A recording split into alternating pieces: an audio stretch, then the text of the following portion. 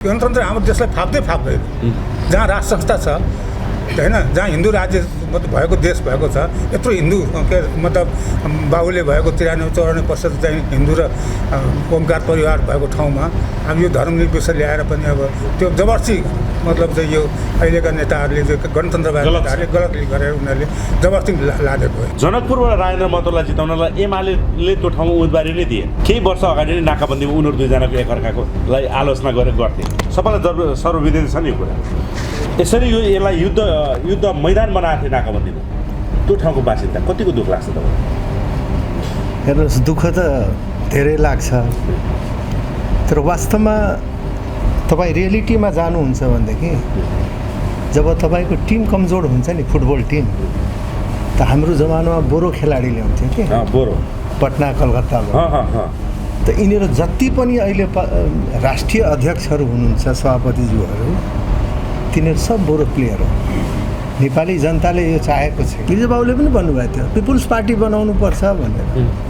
क्याडरहरू सब समाप्त गर्ने, people's party मतलब तस्कर अराष्ट्रिय तत्त्वहरू सारा छिराउने पिपुल्स पार्टीको अर्थ त्यही हो। शेरबहादुरजीले त अब एकैचोटि ल्याइदिनु भयो धर्मनिरपेक्ष संहिता। त मलाई फिल भयो के म त त्यो ट्रेन्ड वर्कर होइन नि, संहिताको ट्रेन्ड वर्कर होइन। 42 वर्षसम्म काङ्ग्रेसमा के कुरेर बस्नु तपाईँले? हो देश बेच्न त यो काङ्ग्रेस सबैभन्दा प्रमुख मतियार हो। महाकाली बेचिराख्दा शेरबहादुरले साइन गरिराख्दा महाकाली होइन, महाकाली गिरिजाबाबुले टनकपुर बेच्नु होइन। म शेरबहादुर महाकालीमा शेरबहादुरको पनि संलग्न, त्यही बिपी कोइरालाको एजेन्डालाई राजेन्द्र निङदेलले बोक्यो।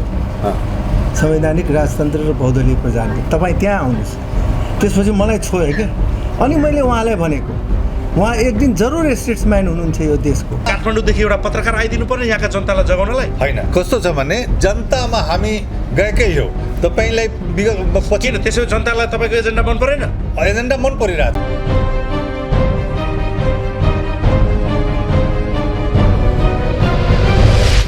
दर्शकबिन नमस्कार। हामीसँग पर्सावासी अग्रज व्यक्तित्वहरू हुनुहुन्छ जो चाहिँ लामो समयदेखि देश र जनताको लागि इमान्दारपूर्वक काम गरिराख्दाखेरि आफ्नो स्वाभिमान, आफ्नो स्वामित्व, देशप्रतिको निष्ठा नबेच्दाखेरि हेर्दा पछाडि परेको तर गौरव साथ जनतामा जान सक्ने एउटा सामाजिक व्यक्तित्वहरू हुनुहुन्छ।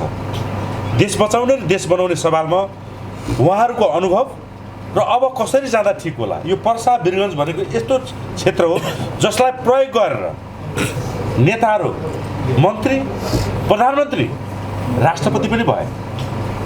मधेसको उद्गम स्थलमा पर्छ। विशेष गरी निर्यात र आयातमा प्रमुख नाकाको रूपमा रहेको वीरगञ्जलाई पटक पटक राजनीतिक दलहरूले प्रयोग गरे। दुःख चाहिँ यहाँको जनताले पाए, तर इज्जत कहिले पाएनन्, बदनामी नै पाए। यो मेरो अनुभव हो। जवाफ उहाँहरूको मैले सुन्न चाहन्छु।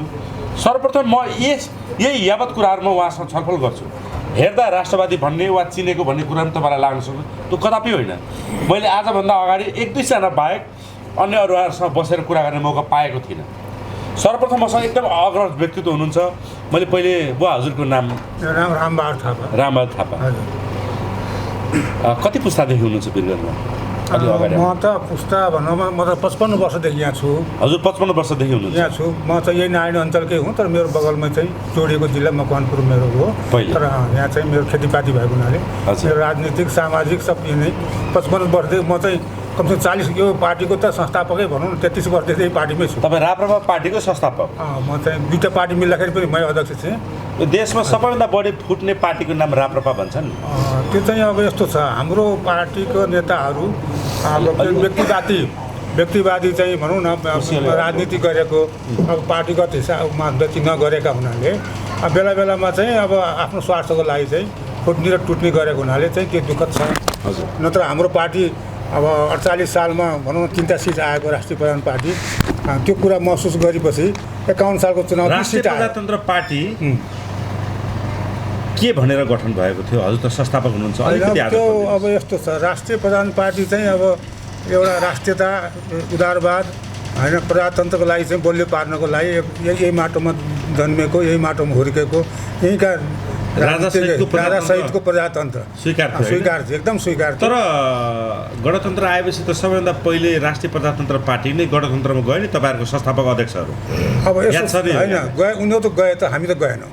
हामी जो राष्ट्रिय प्रधान उनीहरूलाई पार्टी केले गद्दारी गर्न बाध्य बनायो उनीहरूको आफ्नो व्यक्तिगत स्वार्थ अनुभव केही छ व्यक्तिगत स्वार्थहरू स्वार्थी थिए स्वार्थी थिए एकदम तपाईँ स्वार्थी नभए त पार्टी फुट्नै छैन नि पार्टी फुट्ने थिएन प्रधानमन्त्रीको लागि पार्टी फुटाए एक पार्टीबाट तीन पार्टी बनाए कहिले चन्द कहिले थापा त कहिले राणा पछि कमल थापा दुःख लाग्छ यस्तो गर्दा एकदम दुःख लाग्छ त्यसैले त अहिलेको मतलब गएको चुनावमा हामीले युवा नेता राजेन्द्र लिङ्गदेललाई एउटा राष्ट्रवादी नेता सम्झ किन राजेन्द्र लिङ्गदेल कति वर्ष पुग्नुभयो हजुर बुवा मेरो अहिले 74 वर्ष 74 वर्षको मान्छेले 54 वर्षको एउटा युवालाई जिताउनु भयो किन उसलाई थाहा थियो मलाई पुरानाहरूले राष्ट्रघात गरेरै हो त्यो एकदम भयो युवाहरूलाई अगाडि ल्याउनुपर्छ भन्ने हाम्रो सोचाइ किन सोचाइ थियो भने यहाँले चिन्नुभएको छ राजेन्द्र एकदम विद्यार्थीदेखि म चिन्छु म अध्यक्ष यहाँ हुँदाखेरि राजेन्द्र लिङ्गदेलजीलाई काँकडभित्ताबाट जयन्त के अरे खनालहरू यी सबै एउटा ग्रुपलाई चाहिँ साइकलबाट हामी प्रचारमा चाहिँ उनीहरूलाई काठमाडौँसम्म साइकलमै आएको ल्याएको उनीहरूलाई ल्याएर हरेक जिल्लामा टच गर्दै गर्दै लगेर उता पश्चिमतिरबाट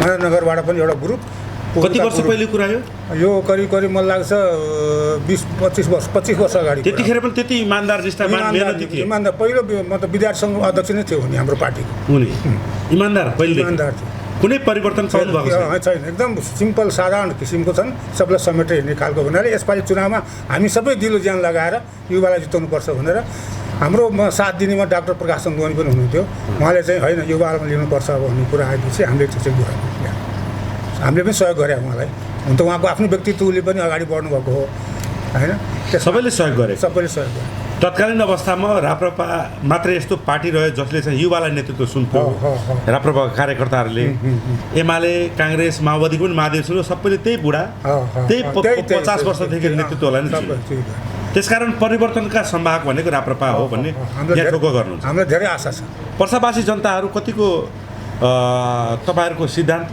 नेपालमा गौरवमय राष्ट्र संस्था हिन्दू अधिराज्य र अखण्ड नेपाल जुन मुद्दा छ एजेन्डा छ तपाईँहरूको त्यसमा कतिको आउने विश्वास होइन हाम्रो मतलब एजेन्डा जुन छ नि संवैधानिक राष्ट्र संस्था हिन्दू राज्यको जुन विषय जुन भिजन हाम्रो क्लियर छ पार्टीको त्यसमा हाम्रो पर्सा जिल्लाका जनताहरू एकदम विश्वसनीय त छ उनीहरूले तपाईँ पछिका उदाएका नेताहरूलाई घर घरमा गएर बुझाउनलाई स्कुलिङ गराउनु भएको छ जस्तै प्रशिक्षण दिनुभएको छ होइन बेला बेलामा केन्द्र पनि प्रशिक्षकहरू आएर हामीले गाउँ गराएको छौँ अब अहिले जुन यहाँको जुन अभियान अहिलेको माहौल कस्तो छ राप्रपाले जित्छ त एकदम अहिले विश्वास हामीलाई धेरै लागेको छ राजेन्द्र लिङ्गदेनको मेन कुरा सङ्गठन गर्नुपर्छ सङ्गठनमा हामी भिज्दैछौँ अब जहाँसम्म लाग्छ 4 महिना चुनाव बाँकी छ नि अब यो सङ्घीय चुनावको अब त्यो बेलासम्म हाम्रो जहाँसम्म लाग्छ हामी धेरै अगाडि बढ्छौँ गणतन्त्रको मुटुमा ढ्याङ्ग्रो ठोको एकदम कुरै छैन त्यो गणतन्त्र हाम्रो देशलाई फाप्दैन जहाँ राष्ट्र संस्था छ होइन जहाँ हिन्दू राज्य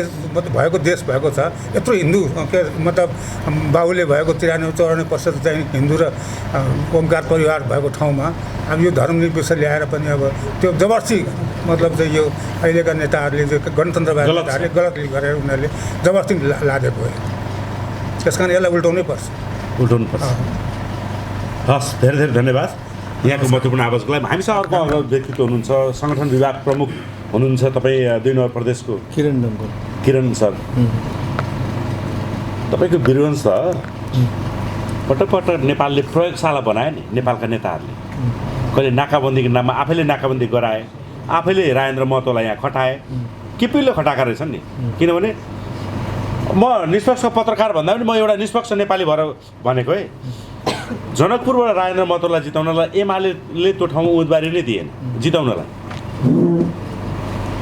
केही वर्ष अगाडि नै नाकाबन्दीमा उनीहरू दुईजनाको एकअर्काकोलाई आलोचना गरेर गर्थे सबैलाई सर्वविदित छ नि यो कुरा यसरी यसलाई युद्ध मैदान बनाएको थियो नाकाबन्दीमा त्यो ठाउँको बासिन्दा कतिको दुःख लाग्छ तपाईँलाई हेर्नुहोस् दुःख त धेरै लाग्छ तर वास्तवमा तपाईँ रियालिटीमा जानुहुन्छ भनेदेखि जब तपाईँको टिम कमजोर हुन्छ नि फुटबल टिम त हाम्रो जमानामा बोरो खेलाडी ल्याउँथ्यो कि बोरो पटना कलकत्ताबाट त यिनीहरू जति पनि अहिले राष्ट्रिय अध्यक्षहरू हुनुहुन्छ सभापतिज्यूहरू तिनीहरू सब बोरो प्लेयर हो नेपाली जनताले यो चाहेको छैन राष्ट्रिय अध्यक्षहरू भनेको राप्रपाको कि होइन पार्टीको अन्य पार्टीको हो खुलाइदिनुहोस् न फेरि अलिक बढी नै जान्ने छ नेपाली जनता अरगमन भएर बुझ्छन् क्या फेरि खासमा कुरा के छ राजेन्द्र लिङ्गदेललाई त म आज यही मिडियाबाट भन्न चाहन्छु उहाँमा मैले स्टेट्सम्यानको गुण हेरेको छु हजुर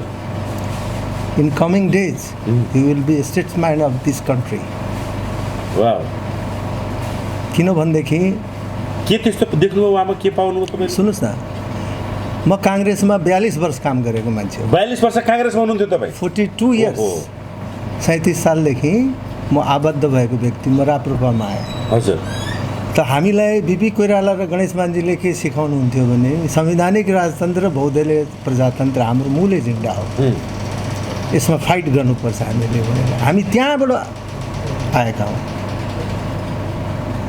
it's not a job 42 years र त्यहाँबाट त्यो आएपछि अहिलेका सभापतिज्यूले के गर्नुभयो भनेदेखि गिरिजाबाबुले पनि भन्नुभएको थियो पिपुल्स पार्टी बनाउनुपर्छ भनेर क्याडरहरू सब समाप्त गर्ने पिपुल्स पार्टी मतलब तस्कर अराष्ट्रिय तत्त्वहरू सारा छिराउने पिपुल्स पार्टीको अर्थ त्यही हो त्यहाँ पछि आएर त्यसैले तेरो घरमा काङ्ग्रेस पसोस् भन्थे पहिले जनताले यस त्यति होइन त्यतिखेर कस्तो अपराधी समूहलाई भन्छ नि त्यस्तो त तेरो घरमा काङ्ग्रेस पसोस् अनि त्यसपछि माओवादी पछाडि आएर तेरो घरमा माओवादी पसोस् भन्थे मेरो अन्तरात्माको अनि नेपाली जनताले फेरि तिरेलाई नै पटक सरकारमा पुर्यायो त्यो म भन्छु नि त्यस पछाडि आएर शेरबहादुरजी आउनुभयो होइन शेरबहादुरजीले त अब एकैचोटि ल्याइदिनु भयो धर्मनिरपेक्ष संहिता त मलाई फिल भयो के म त त्यो ट्रेन्ड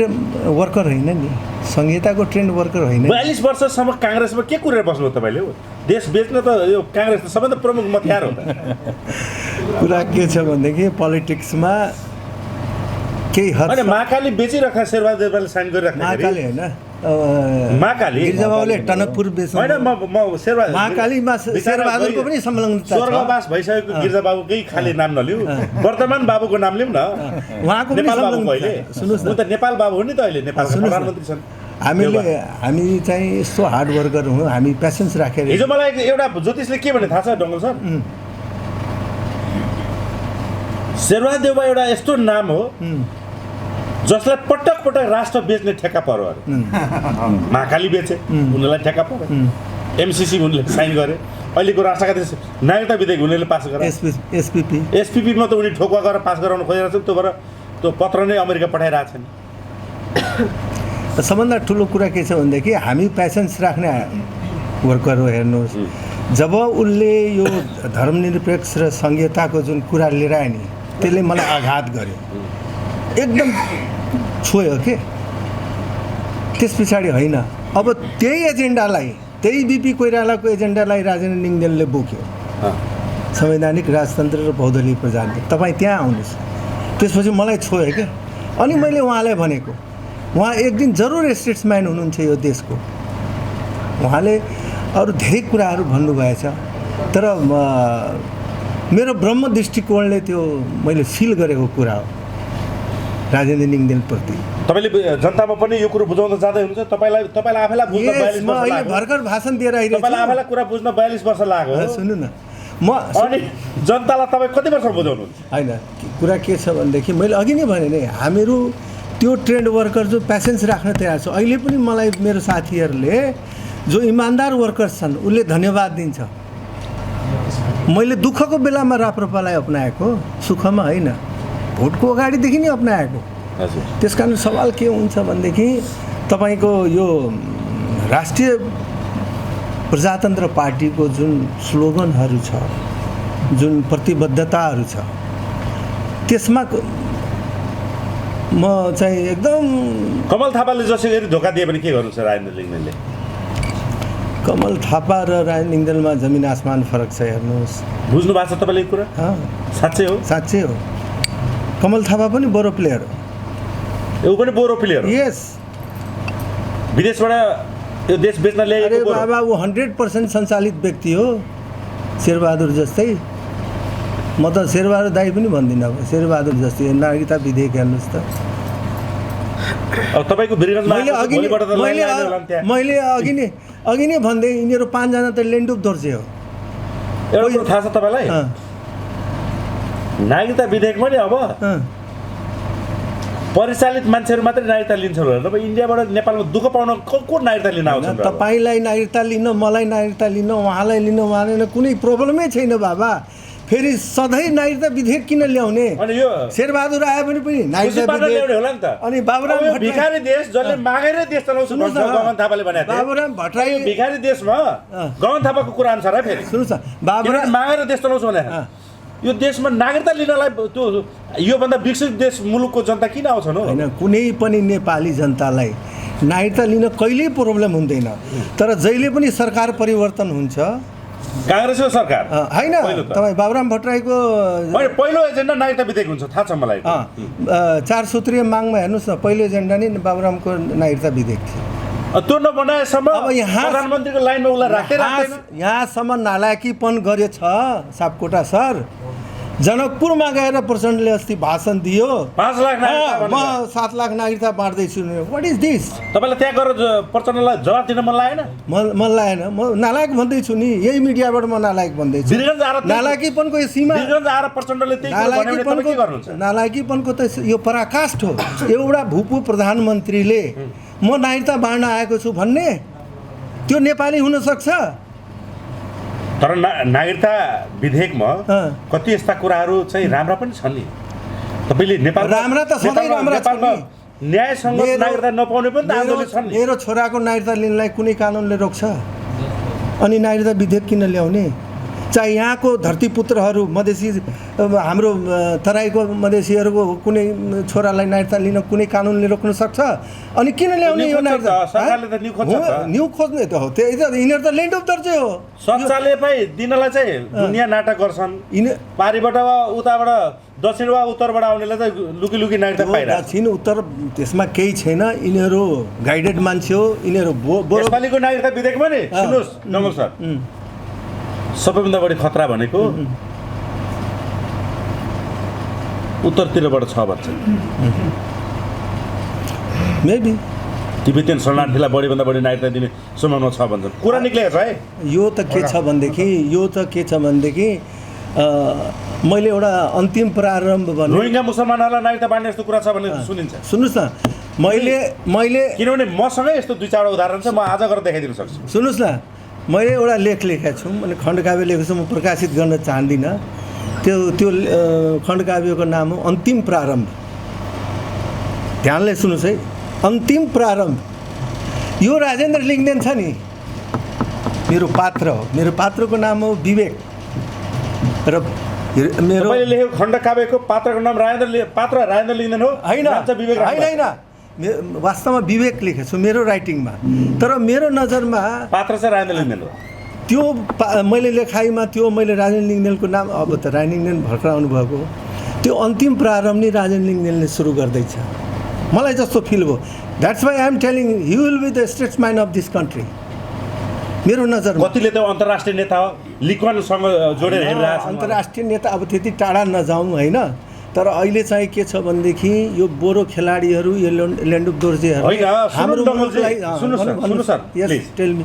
राजेन्द्र लिङ्गदेन भनेर जनताले बुझ्नेवाला छैन नि। जनतालाई बुझाउन जानुभएको छ। किन बुझ्दैन?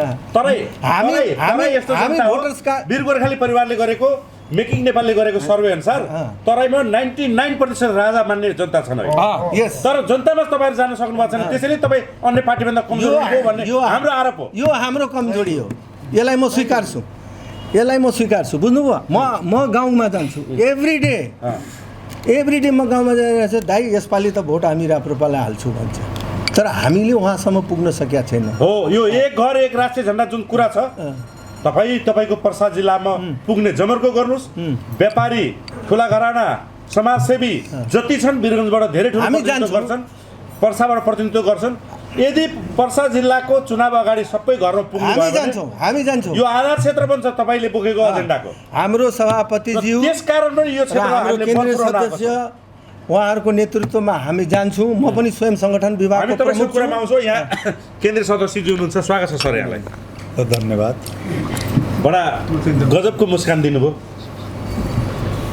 यो मुस्कानलाई विजयमा परिणत गर्ने के छ योजना तपाईँको? अब हेर्नुहोस् के छ भन्ने, विगतमा हामीले अब पार्टीभित्रको अघि नै सुनिहाल्नुभयो जुन क्रियाकलापले गर्दा मनोबल खस्किया थियो। जुन मनोबल खस्केर चाहिँ अब पार्टीका साथीहरूले काम गर्न सकिरहेका थिएनन्, त्यो चाहिँ काम अहिले के गरेका छन् भने हाम्रो अध्यक्ष राजेन्द्र लिङदेलले त्यो मनोबललाई अब सबैलाई उच्च मनोबलका साथ फिल्डमा खटाएको छन्। हजुर। र अर्को के छ भने हाम्रो जुन एजेन्डा छ, राष्ट्रिय प्रजातन्त्र पार्टीको एजेन्डा छ, राजासहितको प्रजातन्त्र, हिन्दू सर्वधर्म समभावसहितको हिन्दू राष्ट्र, यो चाहिँ के छ भने माटो सुहाउँदो एजेन्डा हो। र अर्को अनि यो माटो सुहाउँदो एजेन्डा बुझाउन जनतामा जानुभयो। मेरो प्रश्न है, रिसाउनु पाउनुहुन्न। हो कमी कमजोरी स्वीकार्नुपर्छ। जसरी तपाईँको अध्यक्ष, मैले तपाईँसँग अनौपचारिक गफमा पनि मैले काठमाडौँमा भनेको थिएँ, याद होला? हजुर। राजेन्द्र लिङदेनजीलाई तपाईँहरूले नेता मान्नुभएको छ, अध्यक्ष बनाउनु भयो। हो तर 3,64,000 कति मत ल्याउनेमा नि 20% मत झापा जिल्लाबाट आएको छ। तपाईँहरू हो आएको रहेछ। अब हजुर झापा जिल्लाबाट आएको छ। सुन्नुहोस् है, आफ्नो जिल्लालाई त उहाँले शक्तिशाली बनाउनु भयो नि। हजुर। उहाँले देशभरि मात्रै होइन, आफ्नो जिल्लामा पनि कर्तव्य ठान्नुभयो नि। पर्सावासी अग्रज नेताको हैसियतले तपाईँ स्वीकार्नुहुन्छ तपाईँले त्यो मेहनत गर्न सक्नु भएन भनेर?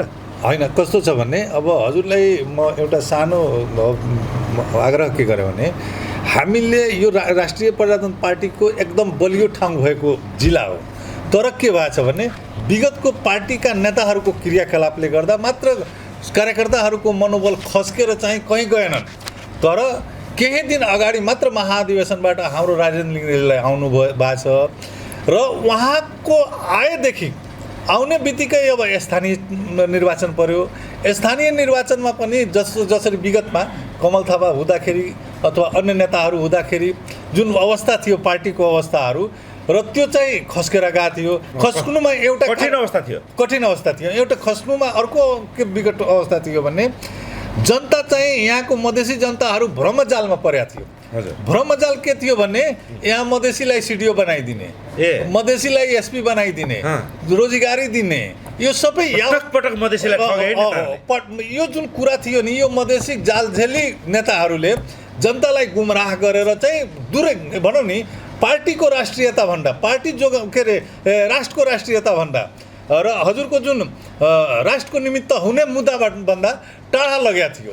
अब टाढा लगेको कारणले गर्दा पनि अब हाम्रो जुन सङ्गठन थियो, हामीले जुन भनौँ नि सिद्धान्त बोकेर अघि बढिरहेको थियो, जुन कि अहिले पनि अब साबित भइसकेको छ, सिद्ध भइसकेको छ। अब राजेन्द्र लिङदेल बिना, यो राष्ट्रिय प्रजातन्त्र पार्टी बिना अब देश बन्दैनन्।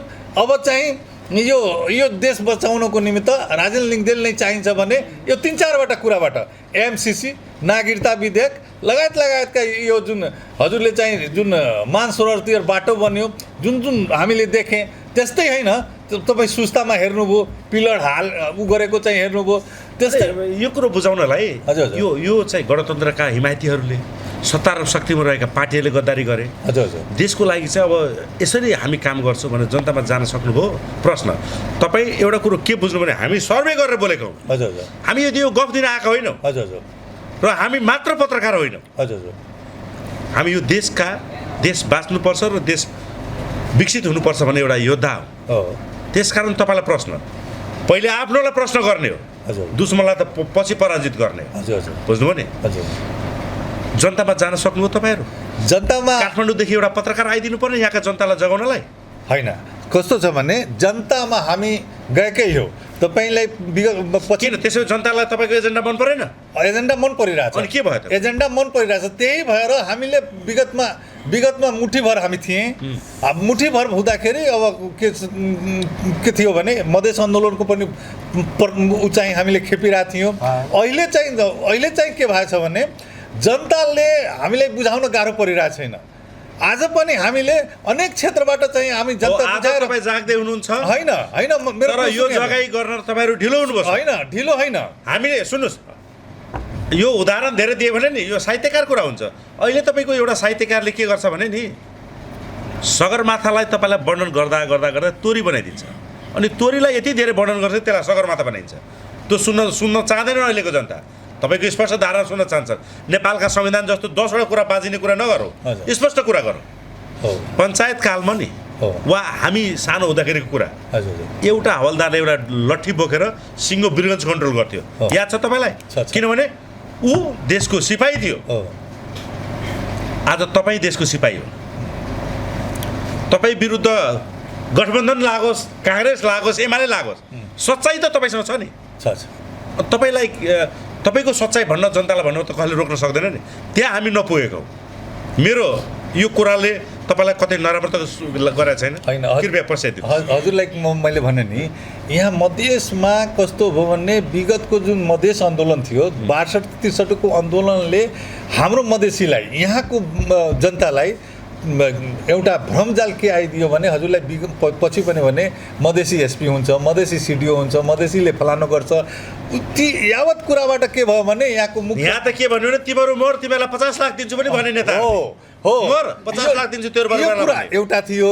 सबै 50 लाख आफैले खाए त्यो मरेको मान्छे जाओस् भाँडमा छन् त्यही छ नि भाँडमा छन् यो कुरो पनि जनतालाई बुझाउन जान्छ आज पनि उनीहरू नै सेन्टिमेन्टको राजनीति गरेर सत्तामा छन् होइन होइन अहिले के भइरहेछ भने हम तपाईँलाई विश्वासका साथमा भन्न सक्छ बेटी पढाऊ बेटी बचाऊ भन्छ प्रदेश सरकारले बलात्कार भएको बेटीलाई न्याय दिन सकिरहेको छैन त्यसले के को बेटी पढाऊ बेटी बचाऊ तपाईँलाई यही बेन्चमा म तपाईँलाई बताइरहेको छु आज भनौँ नि यो यसमा हामी धेरैजना जुन छौँ जुन काङ्ग्रेसबाट माओवादीबाट अनेक दलबाट आएको चाहिँ चेहराहरू के को लागि यहाँ आएको र यो राप्रपामा किन आएको राष्ट्र बचाउनको निमित्त आएको त्यसो भए तपाईँलाई युद्ध स्तरमा मेहनत गर्नुपर्छ मलाई कमिटमेन्ट गर्नुहोस् हामीलाई नेपाली जनतालाई किनकि तपाईँको आवाज 3 करोड नेपाली जनताले सुन्दै हुनुहुन्छ हजुर हजुर नेपाल आमाप्रति प्रतिबद्ध भएर आजैदेखि राजेन्द्र लिङ्गदेन जतिकै वा राजेन्द्र लिङ्गदेन भन्दा बढी मेहनत गरेर देश र जनताको लागि म काम गरेर घर घरमा जान्छु म जनताकै घरमा खान्छु म त्यहाँ जात छुटाउँदिनँ